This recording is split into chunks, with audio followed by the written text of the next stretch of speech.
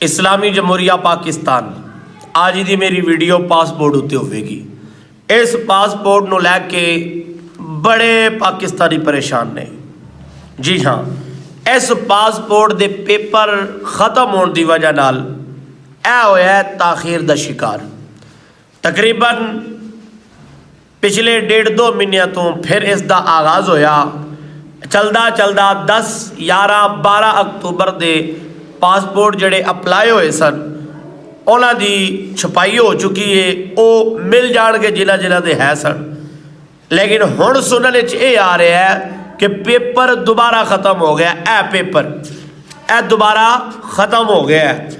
तो सरकार जिहड़े 13 अक्तूबर तो लैके हुण नवंबर भी ख़त्म हो गया, दिसंबर शुरू हो गया, नॉर्मल पासपोर्ट जिन्हें अपलाई कीते उन्होंने नहीं मिलन लगा। यह खबर आई है कि उन्होंने हुण नहीं मिलेगा जिन्नी देर तक पेपर वापस नहीं दोबारा मंगवाया जाएगा, होर पेपर नहीं आएगा, उन्नी देर तक तुहानू फिर इहदा इंतज़ार करना पैना है। काफ़ी दोस्त परेशान ने, काफ़ी दोस्त परेशान ने जिहड़े मैसेजिस करते हैं कि साढ़े पासपोर्ट का स्टेटस चैक करो, साढ़े पासपोर्ट को वेखो, यह टोकन नंबर है चैक करो, बढ़िया नहीं बढ़िया। काफ़ी दोस्त परेशान ने। तो मैं क्या क्यों ना सरकार वीडियो बना दी आप ये उत्ते।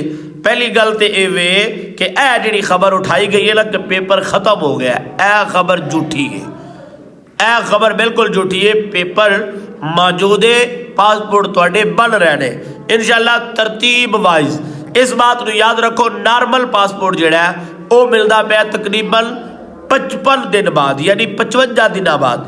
तो जोड़ा अर्जेंट पासपोर्ट है वह 17 दिनों बाद, 15, 14, 15, 16 दिन जी। तो मैं सारे दोस्तों की गुजारिश कराँगा, अगर तुसा पासपोर्ट बनवाना है तो फिर अर्जेंट पासपोर्ट बनाओ, नॉर्मल पासपोर्ट ना बनवाओ, क्योंकि तुहानू फिर परेशानी का सामना वाकई करना पवेगा। इस टाइम मेरे अपने अजीज़ ने, मेरे अपने दोस्त ने, मेरे कज़न ने, असा उमरे की तैयारी में इस टाइम, लेकिन उन्हों का पासपोर्ट नॉर्मल पासपोर्ट सी जोड़ा कि अजे तक नहीं मिलया।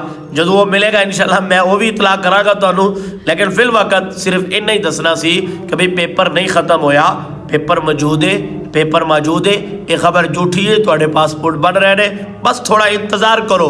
इंशाअल्लाह इस्लामी जमहूरिया पाकिस्तान का एक ग्रीन पासपोर्ट तुहानू मिलेगा, क्योंकि ये वे तुहाडी पहचान। परेशान नहीं होना। पाकिस्तान जिंदाबाद।